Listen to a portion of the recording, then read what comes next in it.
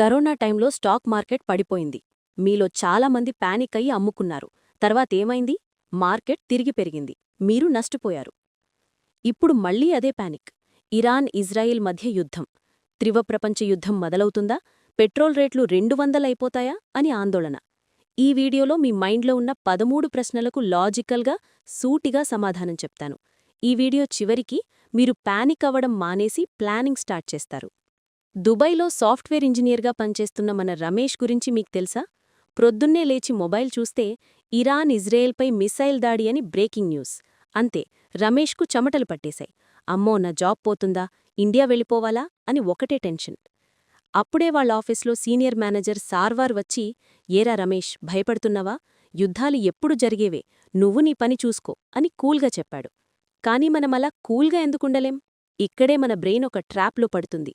దీన్ని సైకాలజీలో negativity bias అంటారు. అంటే మంచి వార్తల కంటే చెడు వార్తలు మన బ్రెయిన్ని త్వరగా అట్రాక్ట్ చేస్తాయి. ఇప్పుడు మళ్లీ అదే పానిక్. ఇరాన్ ఇజ్రాయిల్ మధ్య యుద్ధం. త్రివప్రపంచ యుద్ధం మొదలవుతుందా? పెట్రోల్ రేట్లు 200 అయిపోతాయా అని ఆందోళన. ఒకవేళ ఇరాన్ ఇజ్రాయెల్ యుద్ధం ముగిసిపోతుంది అని న్యూస్ వస్తే మీరు ఒక్కసారి చూసి వదిలేస్తారు. కానీ మూడో ప్రపంచ యుద్ధం అని న్యూస్ వస్తే మీరందరికీ షేర్ చేస్తారు కదా. సో భయపడకండి. ఇప్పుడు అసలు విషయం ఏంటంటే, ఆ 13 ప్రశ్నలకు లాజికల్గా ఆన్సర్ చూద్దాం. పార్ట్ 1. యుద్ధం కథ ఏంటి? అసలీ గొడవ ఎలా స్టార్ట్ అయింది? సింపుల్గా చెప్పాలంటే, అమెరికా ఇజ్రాయెల్ కలిసి ఇరాన్ న్యూక్లియర్ ఫెసిలిటీస్ మీద ఎపిక్ ఫ్యూరీ అనే ఆపరేషన్ చేశాయి. ఇరాన్ లీడర్ చనిపోయారు. దానికి ప్రతీకారంగా ఇరాన్ ఎదురుదాడి చేస్తోంది. ఇప్పుడు గ్రౌండ్ మీదేం జరుగుతోంది? రెండు దేశాలు మిస్సైల్స్ వేసుకుంటున్నాయి. ఇరాన్ వాళ్లు ఆయిల్ ట్యాంకర్స్ వెళ్లే స్ట్రేట్ ఆఫ్ హార్మూజ్ అనే ఏరియాను బ్లాక్ చేస్తున్నారు. ఇదే మనకు టెన్షన్ తెప్పించే విషయం. ఇది ఎప్పుడాగుతుంది? ఇప్పుడే ఆగేలా లేదు. అమెరికాకి క్లియర్ ప్లాన్ లేదు. కాబట్టి ఇది కొన్ని వారాలు లేదా నెలలు కూడా సాగొచ్చు. దీని గోలేంటి? ఎండ్ గేమ్ ఏంటి? ఇజ్రాయెల్ టార్గెట్ ఇరాన్ న్యూక్లియర్ పవర్ని ఆపడం, ఇరాన్ని బలహీనపరచడం. ఆగండాలండి, ఇక్కడే మీరందరూ అడిగే అతిపెద్ద ప్రశ్న. పార్ట్ 2. ప్రపంచం మునిగిపోతుందా? ఇది మూడో ప్రపంచ యుద్ధమా? కాదు, ఇది మూడో ప్రపంచ యుద్ధం కాదు. అమెరికా ఇజ్రాయెల్ వర్సెస్ ఇరాన్ అంతే. మరి రష్యా చైనా వస్తాయా? వాటికి యుక్రెయిన్ తైవాన్తో తలనొప్పులు చాలు. ఇరాన్ కోసం డైరెక్ట్ వార్లోకి దిగరు. కేవలం వెనక నుండి సపోర్ట్ చేస్తారు. న్యూక్లియర్ బాంబులు వేసుకుంటారా? ఆ ఛాన్స్ చాలా చాలా తక్కువ. అమెరికా ఇజ్రాయెల్ టార్గెట్ ఇరాన్కి న్యూక్లియర్ పవర్ లేకుండా చేయడమే కానీ బాంబులు వేయడం కాదు. పార్ట్ 3. మన జేబుల సంగతేంటి? గల్ఫ్లో ఉన్న మన ఇండియన్స్ పరిస్థితేంటి? ఇండియన్ ఎంబసీ అప్డేట్స్ ఇస్తోంది. అక్కడున్నవాళ్లు అలర్ట్గా ఉండాలి. పాస్పోర్ట్, క్యాష్ రెడీగా ఉంచుకోవాలి. పెట్రోల్, ఆయిల్ రేట్లు పెరుగుతాయా? ఎకానమీ ఏమవుతుంది? స్ట్రేట్ ఆఫ్ హార్మోజ్ బ్లాక్ అయితే ఆయిల్ రేట్లు పెరగడం గ్యారంటీ. ఆయిల్ పెరిగితే పెట్రోల్, డీజిల్ రేట్లు పెరుగుతాయి. ట్రాన్స్పోర్ట్ ఖర్చులు పెరుగుతాయి. చివరికి నిత్యావసర వస్తువుల రేట్లు కూడా పెరుగుతాయి. స్టాక్ మార్కెట్ క్రాష్ అవుతుందా?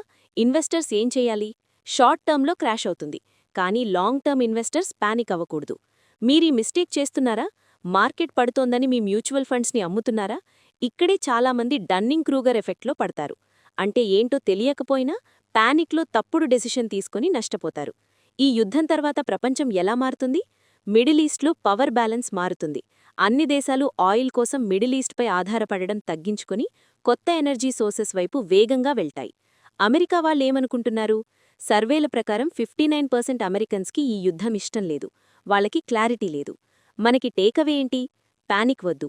ఆయిల్ ధరలు పెరిగితే మన బడ్జెట్ ఎలా మేనేజ్ చేసుకోవాలి అని ప్లాన్ చేసుకోండి. అవును, సిస్టమ్ ఇలాగే ఉంది. వార్తలు ఎప్పుడూ భయపెడుతూనే ఉంటాయి. కానీ మనం స్మార్ట్గా ఉంటే ఈ పానిక్ని కూడా బీట్ చేయొచ్చు. ఇదిగో మీకోసం 3 ప్రాక్టికల్ స్టెప్స్. స్టెప్ 1. ద 30-డే ఇన్ఫో ఫాస్ట్. రోజంతా న్యూస్ చూడ్డం మానేయండి. కేవలం రోజుకొకసారి రాత్రి అఫీషియల్ అప్డేట్స్ చూడండి. ఈ ఒక్క అలవాటు మీ పానిక్ని సగం తగ్గిస్తుంది. Step 2. The petrol piggy bank. రేపు పెట్రోల్ రేట్లు 20-30 రూపాయలు పెరిగితే మీ ట్రాన్స్పోర్ట్ బడ్జెట్ అమాంతం పెరుగుతుంది. సో ఈ నెల నుండే అనవసర ఖర్చులు కట్ చేసి ఆ అమౌంట్ని ఎమర్జెన్సీ ఫండ్లా సేవ్ చేయండి. Step 3. The SIP shield. Market పడుతోందని మీ మ్యూచువల్ ఫండ్ లేదా ఎస్ఐపిని క్యాన్సిల్ చేయకండి. ఇది చాలా ఇంపార్టెంట్. చరిత్ర చూస్తే మార్కెట్ క్రాష్ అయినప్పుడే కొన్నవాళ్లు తర్వాత లాభపడ్డారు. మీ ఎస్ఐపిని అలానే కంటిన్యూ చేయండి.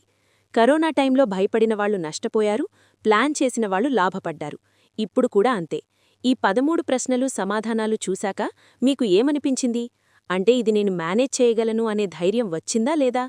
నేను ప్రతి వీక్ ఇలాంటి మనీ, ఎకానమీ మరియు ట్రెండింగ్ న్యూస్ని డీకోడ్ చేసి మీకోసం సింపుల్గా చెప్తాను. ఈ నాలెడ్జ్ మీకు కావాలంటే ఇప్పుడే సబ్స్క్రైబ్ కొట్టండి. ఈ వీడియో మీ ఫ్యామిలీలో కానీ, గల్ఫ్లో ఉన్న మీ ఫ్రెండ్స్కి కానీ హెల్ప్ అవుతుంది అని అనిపిస్తే దయచేసి వాళ్ళకి షేర్ చేయండి. వాళ్ళ పానిక్ కూడా పోతుంది. కామెంట్లో చెప్పండి, మీరు మీ ఎస్ఐపిని కంటిన్యూ చేస్తున్నారా లేదా? See the truth, feel the force. జై హింద్.